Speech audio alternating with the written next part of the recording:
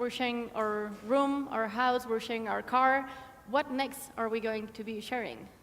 Well, actually, I think that in terms of sharing, we still need to improve a lot in sharing houses and cars. There's a lot to do still, but I'm really glad to see that in all the people I meet and all the kind of startups, I can see that around there's so much creativity in Spain, in other countries as well. But Spain is really good and dynamic in that sense that there is a lot of new project going around sharing meals, sharing holidays together. There are many initiatives that are actually blooming around.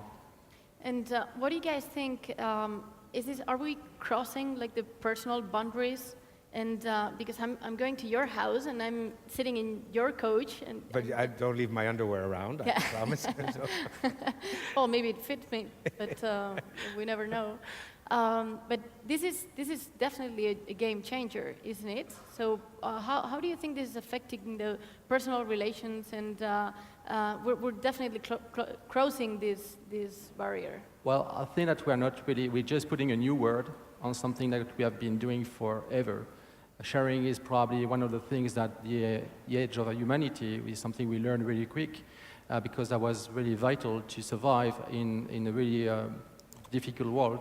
Today, sharing, and probably in the past as well, we had we knew people, we knew our neighbors, and we knew their resources.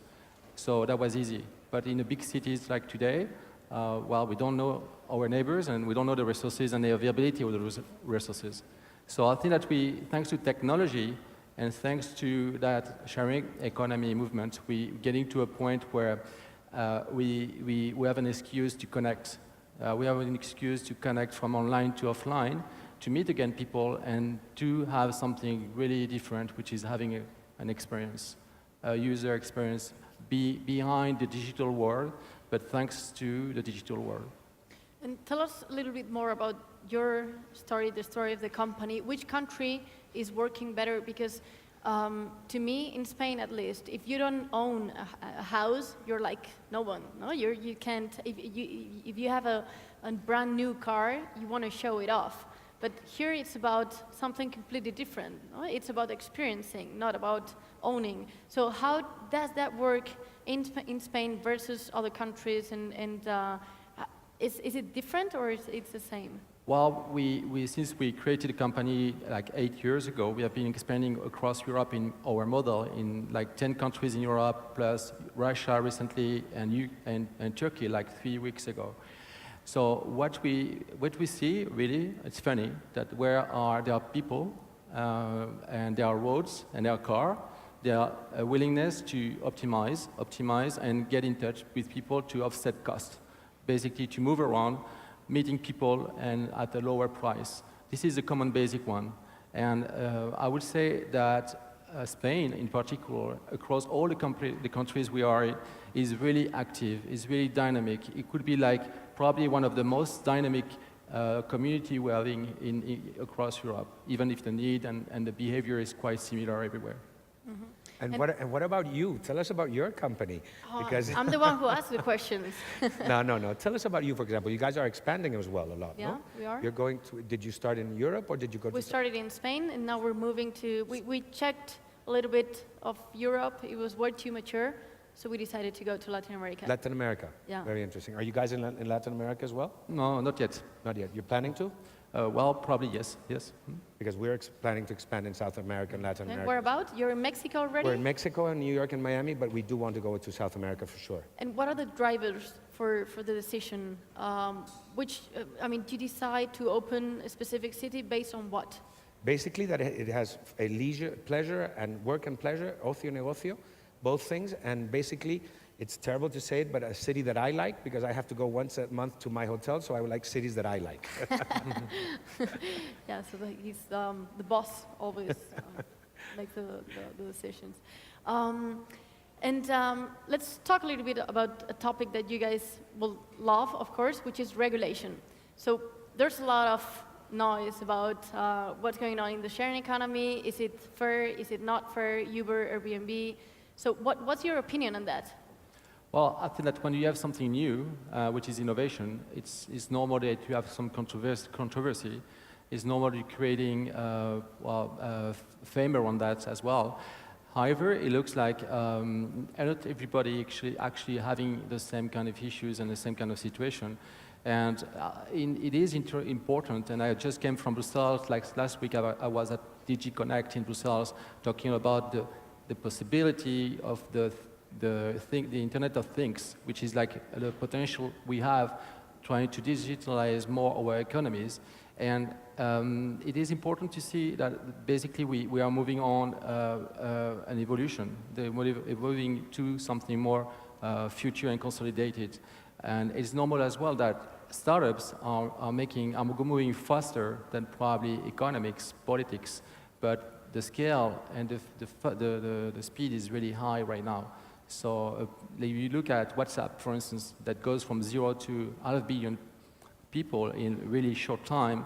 So you can imagine that services can go scale, be global really quick. So that's why regulation need to really adapt and evolve really quick as well. What do you mean exactly by adapt? Is it that traditional industries should stay as they are and current industries should be, the new industries should have the regulation that they have, or what should happen exactly? Well, today, like BlaBlaCar is operating in Europe in 13 countries. We are 10 million member community, and we just recently crossed a record mark with the 2 million users using BlaBlaCar every month across Europe. Basically, this is and we are operating into we are kind of lucky operating into a clean legal environment where our model is only sharing cost, which is really different from other apps or platforms initiative where people are actually getting money out of it. So, but in a certain extent, I believe that at the beginning of something, you need to explore, you need to understand, you need to study, and probably in the future regulate it if it's, of course, a market or regulation, always if you protect the customers. For example, I really think that the market should be regulated. I think because it's not fair. For example, as a hotelier, I have to pay my taxes, and I have like 400 regulations I have to comply to open a hotel. So it's not fair that the rental apartments have no regulations and they don't pay any taxes. So for example, in my company, I am only going to take apartments that are legal and that are regulated where it's regulated. No, I am pro-regulation. I am pro that it should be, the hoteliers should be less regulated and the apartments should be more regulated. Okay, and this morning there was Nelly Cruz here and Minister Soria. What would you tell them? What would you tell them? For him to believe he's a Minister of Tourism. And no, I have to say they are doing a nice job. I have to say it's now with this thing of, for example, the Ebola today, they have to really do something because our reputation is really on the line, and that can affect all of us a lot because tourism is the first industry of our country. And what I would basically say is what I always say. I mean, try to be united. I mean, if we are one country, it's like in Madrid. We cannot have comunidad and ayuntamiento. We should all be united going on one side. We defend one country, we defend one city. We should be united. No, now tourism should be very much more united, and I think that's what I would tell him. Mm-hmm. Do you think there's other players that will follow you? Traditional, you're not traditional players, but hotels that will open up and go into other business models? I'm sure we have to adapt. If you look back 4 or 5 years ago, if you remember, they would tell us, don't download the music or don't download the video, you're going to go to jail, you're going to get fined. What happened? Nothing. Spotify came up or iTunes came up. I think we are in a moment where we're changing. Everything is readapting. I think the new sharing economy is here, and it's here to stay, no matter what they say. It's when we did I studied around one of my hotels, and there was 380 apartments that were being rented out around a 500 radius from my hotel. So I said, it's here to stay. Either I join them and I do something better, or you're off the market. So I think we should all evolve, and I'm sure that everybody, blah, blah, blah, is an evolution. BMate is an evolution. I think we should all be ready for changes. Mm-hmm. Mm-hmm. You want to add anything on top of that? Well, I do believe that, regulation to a certain extent is here to protect the consumers, as I said, but it has to be as well the catalyzer for innovation and to keep up with, that world we want to create for tomorrow. So I think it's really important we have like two phases in terms of regulation: listening, letting, operating, and then after probably regulating once the things getting more structured. If you could, would you guys have started the company outside of Europe? Yeah, I mean, that was a great adventure to start here in Spain, and of course, I think that adventure can be started everywhere, and it's just a question of personal decision where you want to start it and then how, but basically. Yeah. In my case, the idea was Spanish, and I did it in 2 months, so I didn't have really time to go out anywhere else. But I mean, let's see. I'll answer to you in a month, because I started my company, we did it with our own money, and right now we are funded, and now we're going to go and ask for a credit to the bank. So let's see if that really works, or I should have gone to another country. Right. Well, what about you? So talking about money, you raised $100 million. Oh, well, that was not me. Well, yeah, of course not yourself, but what do you do with 100 million? Well, that fundraising was actually a big milestone for us, as we had to, we demonstrated, we had a model that was actually scaling across Europe in the 10 countries inside the Union. Then we just realized that opening up Russia, which was an emergent market, brand new with full of possibilities, it was getting really well. So thanks to the investors that just joined our board lately with Index Venture with $100 million, that money is going to be used for replicating the model we have been making in Europe, trying to expand to new market, emerging market. This is what we actually did in Turkey. And we're planning to do that as well in other markets, just like India or whatever, Brazil, or see just around if we can actually be global as a company.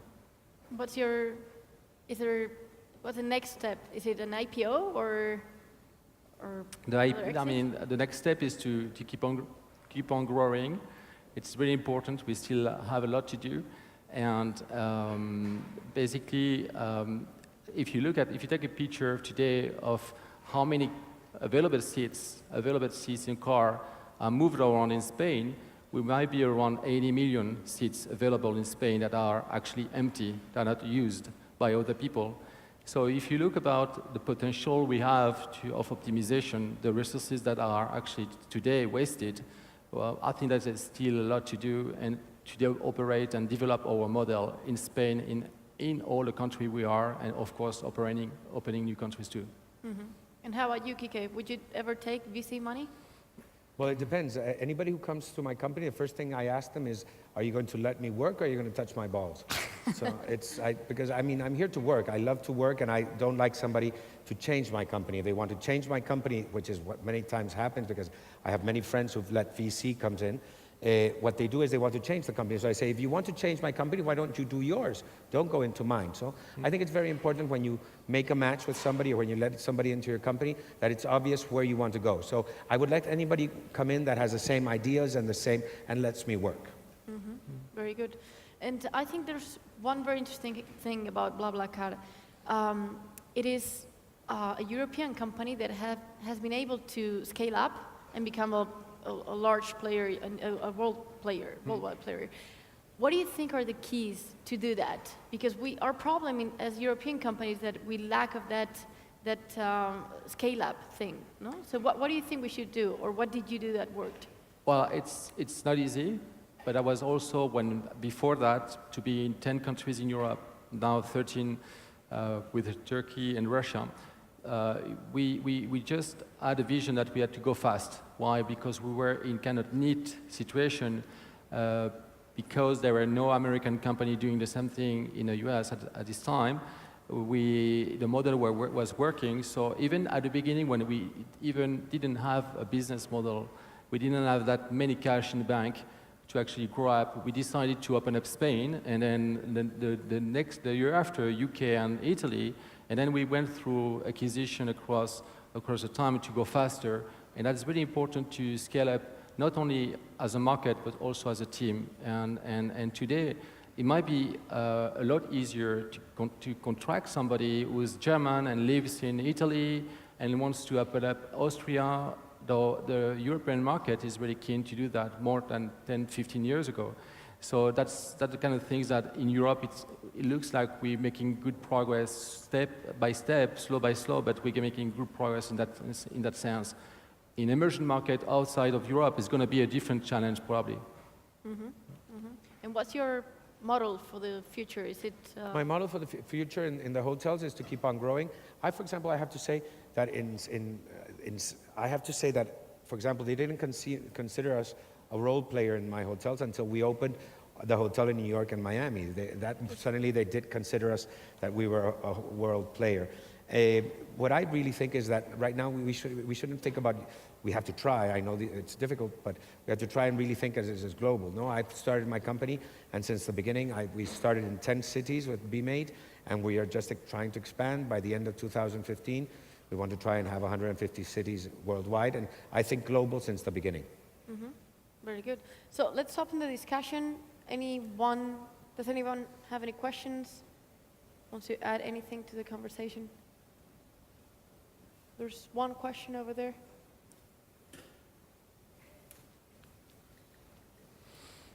Please say who you are. Hi, my name is Antoine. I'm also French. I have a question for the founder of BlaBlaCar. I was wondering, just for fun, any interesting patterns emerge in the way people travel in different countries where you opened? And the second question is a bit unrelated. You're from a French-speaking country. We don't have Latin America, but isn't there anything, or maybe it's not mature enough, but maybe there's something interesting that could emerge from French-speaking countries in Africa? Maybe it's not the right moment, but I'm sure this is something you may have considered or thought about at some point. I'm not sure I got the question, I'm sorry. Sorry. Yeah. Okay, so the first one is, any patterns in the different countries where you've spread? Like, what interesting and fun facts about the way Spanish people travel when they use your service? What's a bit, I don't know, about Russian consumers and Italian consumers? And the second one is about, is there anything interesting to be exploited in French-speaking countries in Africa? Okay, about the users and the people actually getting to BlaBlaCar, I will have to say that we started, when we started, we really didn't know how you're going to work. And basically, it started with like a kind of young kind of users, really keen to technology and trying to actually get in touch with other people to offset the cost of transportation.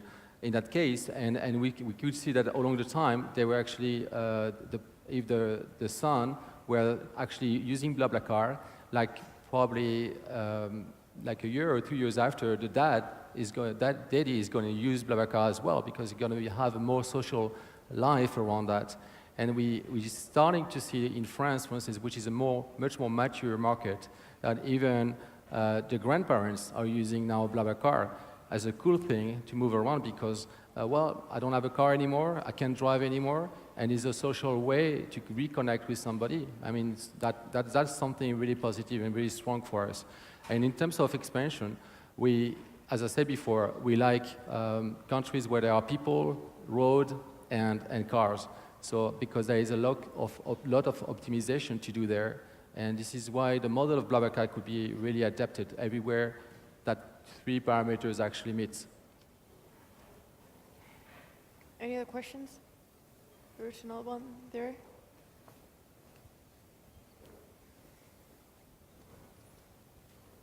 Hello, this is Jorge González Iglesias from Blue Move Car Sharing. I wanted to ask Vicente Rosso, how do you see the Spanish mindset towards collaborative consumption versus other countries? I'm sorry, I couldn't hear well. With the microphone is right. Yeah. How do you see the Spanish mindset towards collaborative consumption versus other countries? The solar market, you mean? No, the Spanish market, is it more open to collaborative consumption or not? That was the question, right? Yeah. If the sharing economy is more open I mean, is the community more open to share more things? Well, I think that we made a study in other countries and trying to get, for instance, an overlap of user between BlaBlaCar and Airbnb. Which is like, I would say, the same kind of model than we have, but for houses. And the idea was, and the result of the survey was like only 10%. There is only an overlap of 10% between the two communities, which means that there's still a lot of things for us to grow up, and there's still a lot of things to grow up from the Airbnb's kind of size. So in terms of sharing economy, it doesn't mean because somebody share a car, he's going to share a house, he's going to share a meal with somebody else. It looks like there are verticals and still not really always connected. But along the time, I do believe that people will have we will end up with something much more powerful than a sharing economy. And probably the next big thing will be into the reputation, the online reputation.